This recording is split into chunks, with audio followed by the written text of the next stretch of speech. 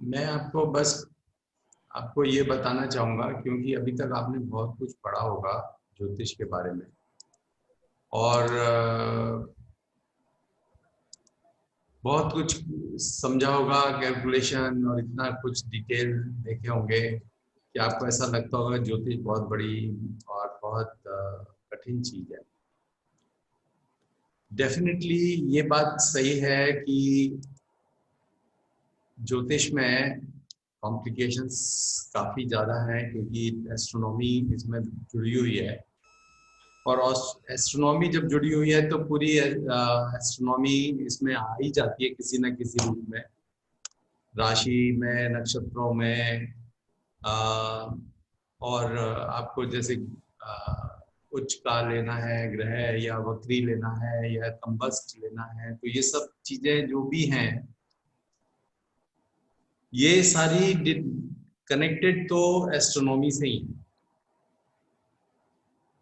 और लेकिन क्या हम एक बहुत सारी चीजें हैं जो हम मैथमेटिक्स में फंस जाते हैं, कैलकुलेशन में फंस जाते हैं। और उस कैलकुलेशन में जैसे अभी मैं बताऊं आपको, जैसे हम नक्षत्र तो निकालते हैं, नक्षत्र के फिर सब लॉर्ड निकालते हैं, फिर सब में चले जाते हैं केपी सिस्टम में। कुछ इस तरह के जैसे जेमिनी में हम और बहुत सारे, जिसमें प्लैनेट की डिग्री ए की बी में ऐड किया, उसमें सी माइनस कर दिया, उस तरह से हम सहम निकालते हैं या और सेंसिटिव पॉइंट्स निकालते हैं।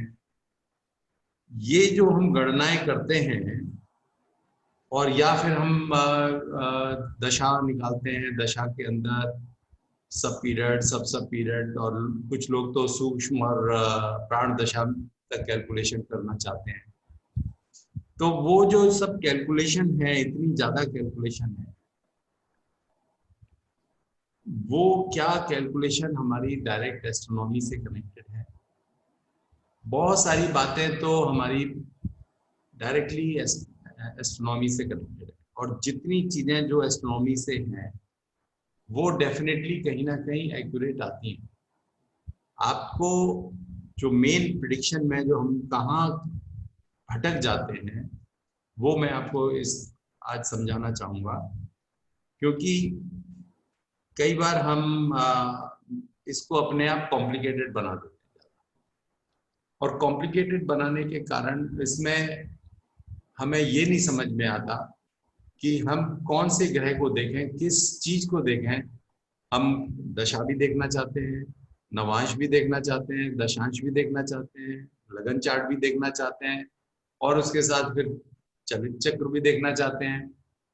तो ये सब देखते देखते हम ये भूल जाते हैं कि कौन सा ग्रह देखें, किसकी कितनी इंपॉर्टेंस है, किसको किसको हम कितनी वेटेज दें, और किस से हम डिसाइड करें। क्योंकि जब 10 चीजें आप देखेंगे तो 4 चीजें जरूर ही ऐसी होंगी जो कि नेगेटिव होंगी, 4 ऐसी होंगी जो पॉजिटिव होंगी, कुछ एक दो होंगी जो कि इधर उधर न इधर इम्पैक्ट कर रही ना उधर कर रही है, चलो वो तो चलो माइनस कर दी हमने। लेकिन जो नेगेटिव है फिर पॉजिटिव है, तो अब उनमें से किसको लिया जाए, किसको नहीं लिया। That is the main problem in ज्योतिष। और आज मैं आपको देखिए बहुत सारी जो ऐसी बातें बताना चाहूँगा या बताऊँगा, जो कि आप, मतलब मैं I would like to simplify astrology for you, कि आप एक चीज को पकड़िए, एक चीज को मास्टर कीजिए, फिर दूसरी चीज पे जाइए, दूसरी चीज मास्टर कीजिए, फिर तीसरी पे जाइए।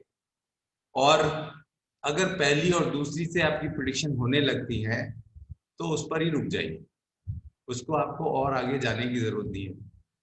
पढ़ने के लिए हमें सारी चीज़ों का नॉलेज होना बहुत ज़रूरी है, वहाँ तक बात सब सही है। आपने सबने मेरे ख्याल से ज़्यादातर सभी जो हमारे इस समय पार्टिसिपेंट्स हैं, उन्होंने कई कई कोर्सेज किए हुए होंगे, और काफ़ी कुछ उन्होंने किया हुआ होगा। ये सब अष्टक वर्ग, षटबल और ये सब चीज़ें सब आप सब जानते ही होंगे। और भी बहुत सारी केपी सिस्टम भी है, लाल किताब भी है, और कहने को न्यूमरोलॉजी भी है, पामिस्ट्री भी है, टैरो भी है, बहुत सारे सिस्टम्स हैं। और इनको हम अब कौन से सिस्टम को कितना फॉलो करें, क्या चीज फॉलो कर रहे हैं, ज्योतिष में क्या चीज को अप्लाई कर रहे हैं, that is the main important thing. अब मैं आप सबसे थोड़ी सी राय जानना चाहूंगा।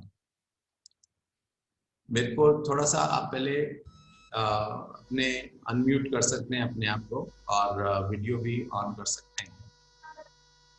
मैं आपसे ये जानना चाहूंगा कि अगर आपको प्रेडिक्शन करनी है तो आप कैसे प्रेडिक्शन शुरू करेंगे, क्योंकि फिर मैं आपके शब्दों में ही आपको बताना चाहूंगा। आप कहाँ से शुरू करेंगे उसकी प्रेडिक्शन? कोई आपके पास कस्टमर आया, मान लीजिए कोई आदमी आपसे पूछते आया, कस्टमर नहीं है, आपका फ्रेंड है, कोई है, आपसे अब पूछता है, आपकी पत्री दिखाता है, अब आप कहाँ से शुरू करना चाहेंगे उसको? कोई बताए। कुंडली बना के लग्न देखेंगे, सूर्य देखेंगे और चंद्रमा देखेंगे। बाद में सारे ग्रहों का विवरण करेंगे। नहीं, वो तो ये पूछने नहीं आया। आप सूर्य देखो, चंद्रमा देखो, उसे तो कोई मतलब नहीं है आपने क्या देखा, मुझे उसे क्या मतलब है। उसको तो अपने सवाल का जवाब चाहिए। उसका जो क्वेश्चन है उससे रिलेटेड हाउस को पहले देखेंगे कि किस हाउस से रिलेटेड है। बिल्कुल ठीक बात है। नहीं, सबसे पहले तो क्वेश्चन आप उससे पूछेंगे या आप उसके बारे में कुछ जानना चाहेंगे अब ऑटोमेटिकली कि पत्री में है, ये आया क्यों है हमारे पास। देखिए, आपको आपके पास अगर पत्री आती है तो आपको मालूम पड़ना चाहिए कि ये आदमी आया क्यों है। क्योंकि देखिए, अगर वो आपसे पूछ रहा है, वो फिर आपका कॉन्फिडेंस कैसे उसके ऊपर क्रिएट होगा। वो पहले अगर आप एक दो बातें उसकी बताएंगे ना अपने आप, तभी तो वो आपसे समझेगा कि आप जानते हैं और आप समझ रहे हैं मेरी पत्नी को कुछ। अगर आपने उससे पहले पूछना शुरू कर दिया कि आपका क्या सवाल है, तो आधा तो वो वहीं पे खत्म हो गया, आपकी तो जो इम्पोर्टेंस है वहीं खत्म हो गई। अगर आप यही चीज आप अगर बता सके उसको कि तुम इस काम में आए होंगे, आपके सवाल ये हो सकते हैं, तो आपको उसका कितना इंप्रेशन पड़ेगा, and he will have a confidence. आपको सबसे पहली बात तो यह है कि क्या आपको पत्री देखते ही ये कैसे मालूम पड़े कि क्या आपकी इसकी ये इस समय अपने प्रॉब्लम में आया है, ज्यादा बड़ी प्रॉब्लम में आया है, या कम प्रॉब्लम में आया है, या छुटपुट प्रॉब्लम है, या अपनी रेगुलर रूटीन की प्रॉब्लम है, रूटीन के सवाल पूछने हैं। प्रश्न कुंडली लगानी पड़ेगी ना, तो फिर हाँ प्रश्न कुंडली लगानी पड़ेगी या गोचर मालूम होना है। हाँ, प्रश्न कुंडली से देख सकते हैं, थोड़ा आइडिया लगा सकते हैं प्रश्न कुंडली से भी। एक पॉइंट हो सकता है हमारा कि हम प्रश्न कुंडली देखें और उससे जानने की कोशिश करें कि हाँ इसमें ये प्रॉब्लम है, ये इस सवाल को लेके आया होगा। लेकिन सवाल को लेके आया होगा ये मालूम पड़ता भी है मान लो, तो उससे ये नहीं आइडिया लगता है कि ये कितने पानी में है इस समय, कितनी प्रॉब्लम्स लेके आया है।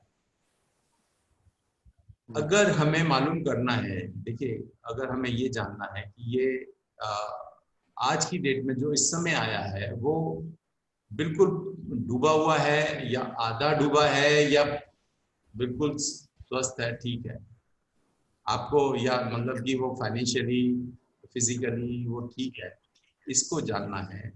आप किस चीज को देखना चाहेंगे, क्योंकि मेन स्टार्ट तो हम यहीं से करना चाहेंगे ना। जब भी पत्री आती है हमें स्टेटस तो मालूम पड़ना चाहिए ना, स्टेटस तो उसकी आदमी तो सामने खड़ा है, बैठा है।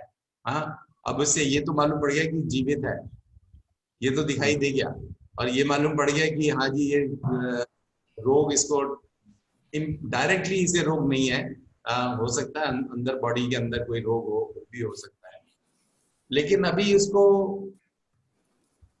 हमें ये जानना है, क्योंकि कई बार फाइनेंशियली प्रॉब्लम में आ सकता है या मैरिटल प्रॉब्लम में आ सकता है, कोई एकदम डाइवोर्स के चक्कर में आया है, या तो उसको कहाँ से देखना चाहेंगे।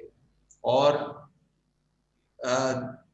अगर अगर हमें मालूम, सिर्फ इतना भी मालूम पड़ जाए ना कि ये पत्री इस समय इतने कष्ट में है, और या हमें ये मालूम पड़ जाए पत्री को देखकर कि इसको जातक को इस समय पर कष्ट आ सकते हैं, क्योंकि हम कोशिश करते हैं, देखिए दशा को देखकर बताने की कोशिश करते हैं, लेकिन दशा से हम इतना ज्ञान नहीं प्राप्त हो पाता कि हम ये बता सके कि ये समय इसका पूरा खराब होगा।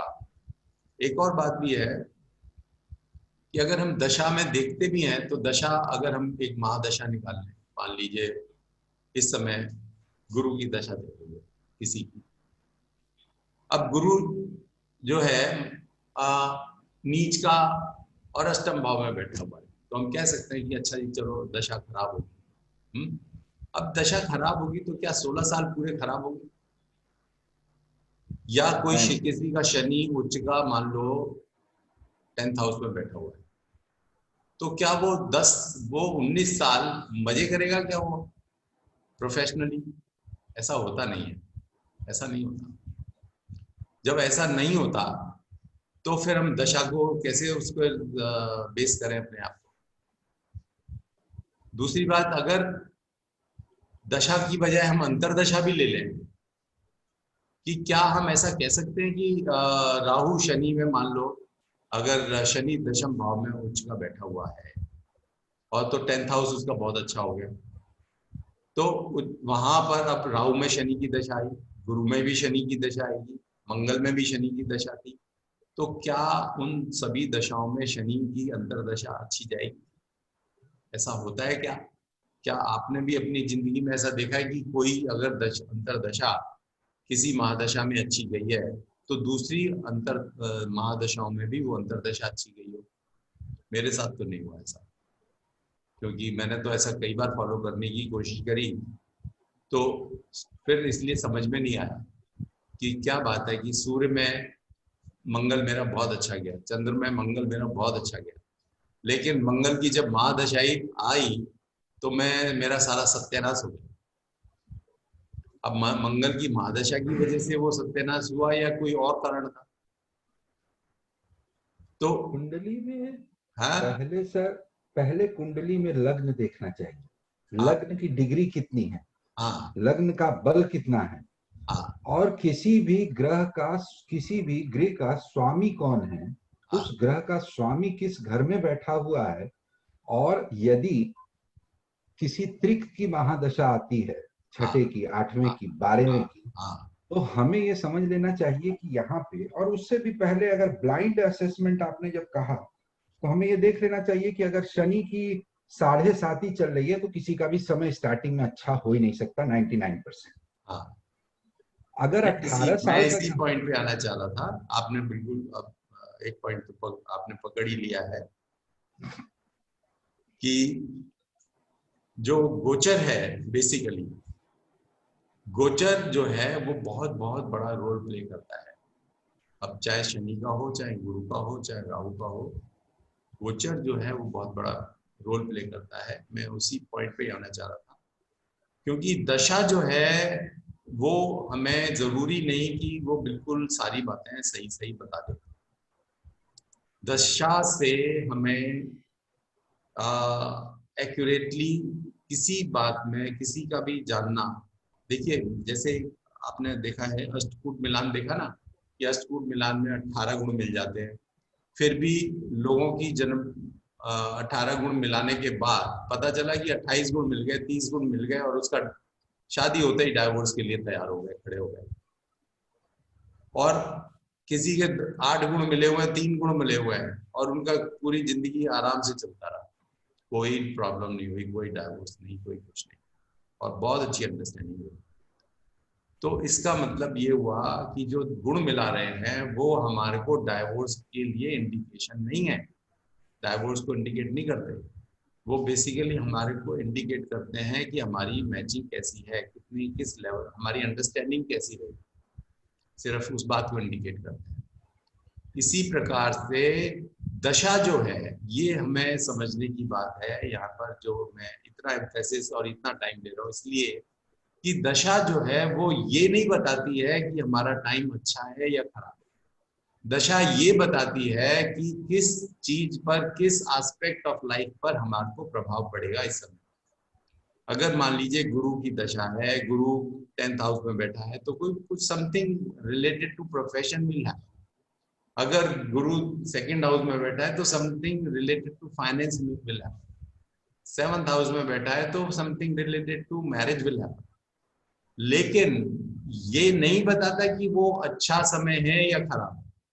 केंद्र में भी होके वो अच्छा समय दे सकता है, और कहीं छठे, आठवें, 12वें में भी होकर वो अच्छे रिजल्ट्स दे सकता है। ऐसा जरूरी नहीं है कि त्रिक स्थान में बैठ गया तो ग्रह वो खराब हो गया, ऐसा बिल्कुल नहीं होता। क्योंकि इसका मतलब तो ये हो गया कि त्रिक स्थान के जो लॉर्ड की कभी भी शायद वो आएगी, दशा आएगी तो खराबी अच्छी होगी ही नहीं, ऐसा नहीं होता। त्रिक स्थान के मालिक जो वो, अब आठवें घर के हमें अच्छे रिजल्ट चाहिए, मान लो आठवां घर हमारे को अच्छी चीजें भी तो देता है। आठवां घर हमें देता है लीगेसी, पैसा देता है, अनअर्न्ड मनी देता है। अब उसके अगर हमें अच्छे रिजल्ट्स चाहिए तो कैसे आएंगे? अब आठवें रिजल्ट के अच्छे रिजल्ट आएंगे तो तब मतलब उसी आठवां का मालिक ही तो देगा ना उसको। तो उसके लिए फिर हम कैसे मतलब इसका मतलब आठवां घर अगर आठवें घर की दशा अगर अच्छी नहीं होती है तो हमें तो कभी उसके बेनिफिट्स मिलेंगे। छठा घर भी तो हमारा अच्छा होता है, कुछ चीजें तो उसकी रोग को दिखाता है छठा घर। इसका मतलब ये तो नहीं है कि छठा घर हमारे कर्म को नहीं दिखाता, हमारे जो कर्म है, जॉब है, उसको भी तो ये इंडिकेट करता है। अच्छा काम, अच्छा जो मिलेगा तो वो छठे घर से मिलता है। तो 12th हाउस जो है वो हमारे को फॉरेन ले जाता है। अगर हमारा 12th हाउस एक्टिवेट होगा तभी तो हम फॉरेन जाएंगे। तो अगर हमें अच्छे रिजल्ट्स चाहिए 12वें घर के तो कैसे मिलेंगे फिर हमें? तो 12वें घर की दशा चलेगी ना। अब वो आप कहें कि छठे, 8वें, 12वें घर का मालिक है और उसकी दशा आ गई तो सब खराब हो गया, तो फिर तो हमें मतलब कभी उससे तो रिजल्ट अच्छे वाले मिल ही नहीं सकते। वो वाली चीजों से तो हम हमेशा नेगेटिव में ही रह जाएंगे। और कब अगर केंद्र त्रिकोण की दशा चलती है और वो अच्छे रिजल्ट्स देती है तो केंद्र और त्रिकोण मतलब केंद्र का मालिक मान लो सूर्य है और सूर्य की दशा आ गई और सूर्य दशम भाव में ही बैठा हुआ है, तो इसका मतलब तो वो हमेशा अच्छे ही रहेगा। फिर तो वो कभी तो उसके तो कभी खराब रिजल्ट आएंगे ही नहीं हमारी जिंदगी में। यानी कि प्रोफेशन तो हमारा एकदम पक्का हो गया, 100% पक्का। मेरे बेटे का ही है प्रोफेशन, और 10th हाउस में सूर्य बैठा हुआ है और सिंह का बैठा हुआ है। और उसके प्रोफेशन में ऐसा तो नहीं हुआ रहा उसका कि वो बिगनिंग से, फर्स्ट डे से वो अच्छा ही अच्छा रहा। कभी अच्छा भी है तो कभी खराब भी है। तो अगर वो सर मेरा सर इस टाइम मर्क्यूरी की दशा चल रही है, मेरा मर्क्यूरी 6th हाउस में बैठा हुआ है। हाँ, मेरा जो लगन है वो 11 नंबर है। वो अभी देखते आपकी मैं आपको वही बता रही हूँ कि मतलब what I am trying to say is कि सर जनरली जैसे छठे घर की दशा बहुत अच्छी नहीं होती है। उससे पहले शनि की थी, उसके बाद ये स्टार्ट हो गई, so it has not been very smooth so many years. कुल मिला के मतलब ये है कि दशा को अगर हम ये कहते हैं कि इस घर की दशा चल गई तो अच्छा हो गया, इस घर की दशा चल गई तो खराब हो गया, ऐसा नहीं होता। दशा बल्कि ये इंडिकेट करती है, अच्छा बुरा इंडिकेट नहीं करती है, वो ये इंडिकेट करती है कि कहाँ के फल मिलेंगे, किस घर का मालिक है, किस घर पे अंतरदशा का मालिक कहाँ बैठा हुआ है, वो प्लेनेट कहाँ बैठा हुआ है, और उस घर के फल मिलेंगे अच्छे या बुरे। वो डिपेंड करेगा कि आपका समय कैसा चल रहा है। अब समय कैसा चल रहा है यानी हमारा गोचर कैसा चल रहा है। गोचर विल डिफाइन कि आपके रिजल्ट्स अच्छे हैं या खराब हैं। बेसिकली गोचर की जो इम्पोर्टेंस है वो आपकी पत्री में सबसे ज्यादा बैठती है। आपकी पत्री जो डिफाइन होती है कि समय जो काल है जो कहते हैं, वो जो डिफाइन होता है वो होता है गोचर से। लेकिन हाँ ये जरूर कह सकते हैं कि पत्री में क्या मिलेगा क्या नहीं मिलेगा। आप डॉक्टर बनेंगे या इंजीनियर बनेंगे या आप बहुत बड़े बिजनेसमैन बनेंगे या आप बहुत पैसे वाले बनेंगे, ये डेफिनेटली आपकी पत्री से ही डिफाइन होता है। ये आपके गोचर नहीं डिफाइन कर रहे हैं, आपकी पत्री में ग्रह कहाँ बैठे हुए हैं वही डिफाइन कर रहे हैं, और उनकी पोजीशन से ही समझ में आएगा। तो वो आपको पत्री से जानना है, आपकी बेसिकली आपकी पोजीशन कहाँ पर है, आप आसमान में हैं या आप धरती पर हैं, ये डिपेंड करेगा आपकी जन्म पत्री में जो बाकी ग्रह हैं।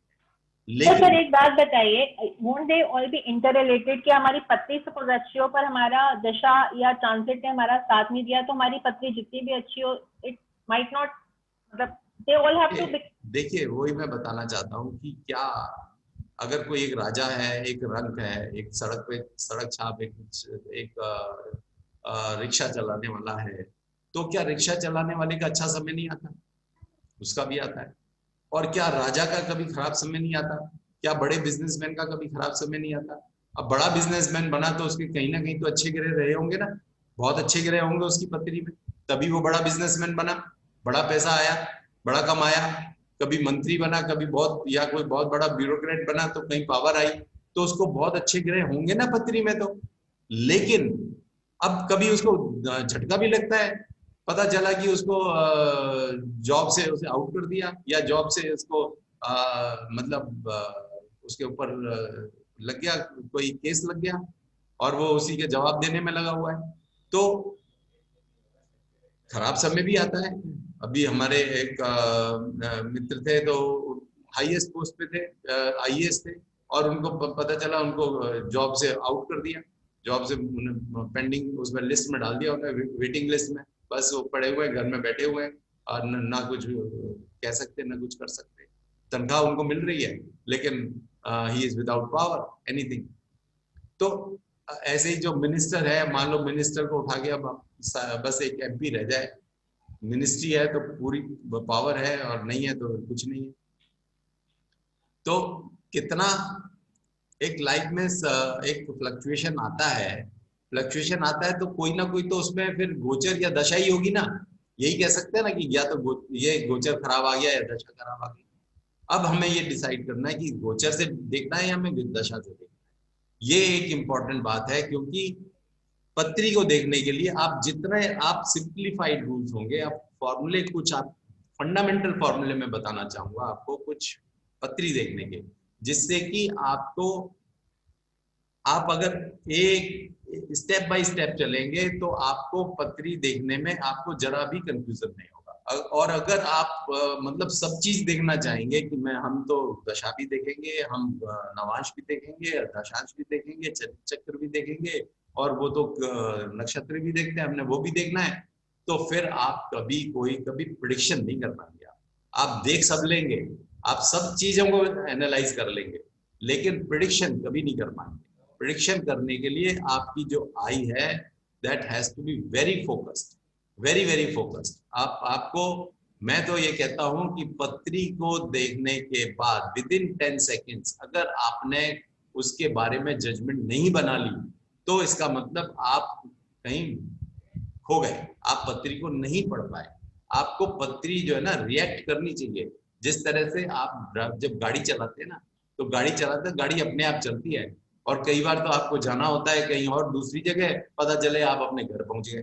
क्यों? क्योंकि गाड़ी तो अपने आप ही चल रही थी, आपका दिमाग तो कहीं, आपका दिमाग कहीं और चल रहा था, गाड़ी अपने आप चल रही थी और वो पहुंच गई घर। क्यों? आपको ध्यान ही नहीं रहा कि अपने यहाँ तो आना ही नहीं था। रोज का वो क्रम बना हुआ है कि शाम को घर जाना है और पहुंच गए। तो ऐसा कई बार हो जाता है।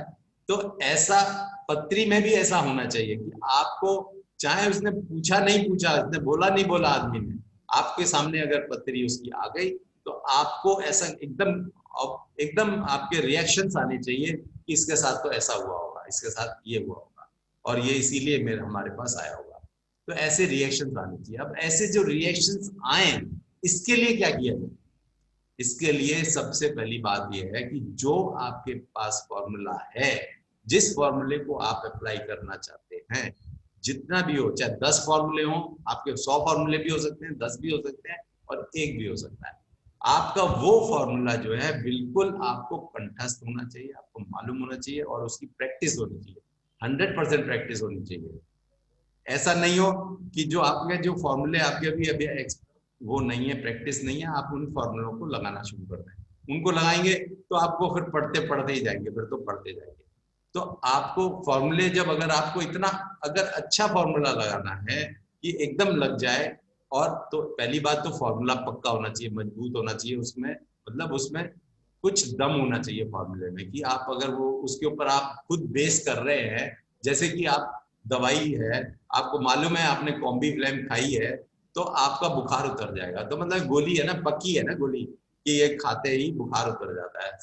कोई भी डॉक्टर के पास जाओगे, बुखार हो गया, अच्छा जी ये कॉम्बिफ्लेम खा लो, पैरासीटामोल खा लो, तो ये आपको मतलब एक अच्छी दवाई जो है उसका यही है कि वो हर को लग जानी चाहिए। तो ऐसे ही जो फॉर्मूला है, योग है या जो भी कॉम्बिनेशन है, वो हर पत्री में लग जाना चाहिए ठीक से।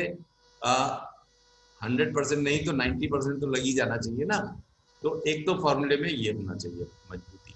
दूसरी बात जो है कि आपको बहुत सारे फॉर्मूले होंगे तो आप नहीं लगा पाएंगे, आप अप्लाई नहीं कर पाएंगे। आप तीसरी बात यह है कि अगर आपने बहुत सारे फॉर्मूले लगा दिए तो डेफिनेटली ऐसा होगा कि कुछ 4 फॉर्मूले ऐसे होंगे जो कि उल्टा बता रहे होंगे। आपके 4 फॉर्मूले बता रहे हैं कि ये काम होगा और 4 फॉर्मूले बताएंगे कि ये नहीं होगा, यानी कि 4 फॉर्मूले बताएंगे कि ये बहुत खराब समय है उसका और 4 योग बताएंगे कि ये बहुत खराब अच्छा समय है, तो आप कंफ्यूज हो जाएंगे। तो आपके बहुत ज्यादा फॉर्मूले इसमें नहीं होने चाहिए। जो अच्छे फॉर्मूले हैं वो 2-4 फॉर्मूले होंगे तो आपकी एक्यूरेसी ज्यादा आएगी। आप बजाय कि सारे चीजों को लगाएंगे तो आपको ये पिक एंड चूज करना है कि मेरे को किसके साथ रहना है, किसके साथ नहीं रहना है। जैसे ये है ना कि आपको कहते हैं ना कि संत के साथ रहो, बढ़िया आप अच्छे से जिंदगी कटेगी, और अब खराब आदमी के साथ रहोगे तो फिर जिंदगी तो दुभरी है। तो आपको फॉर्मूले जो है आपके अच्छे फॉर्मूले होंगे तो आपको प्रेडिक्शन में आपको नेम फेम मिलेगा, नहीं तो आप इधर उधर ही भटकते रहेंगे। तो आपको ठीक फॉर्मूला अप्लाई करना है और उसको समझ के अप्लाई कीजिए। पहले आप समझ लीजिए कि क्यों हम इन चीजों को ले रहे हैं और क्यों नहीं ले रहे हैं। अब आपको मैं कुछ चीजें ऐसी हैं जो हमारे को ज्योतिष में बताई जाती हैं और हमें काफी भ्रमित करती हैं, जो मैं आपको बताना चाहूंगा आपको।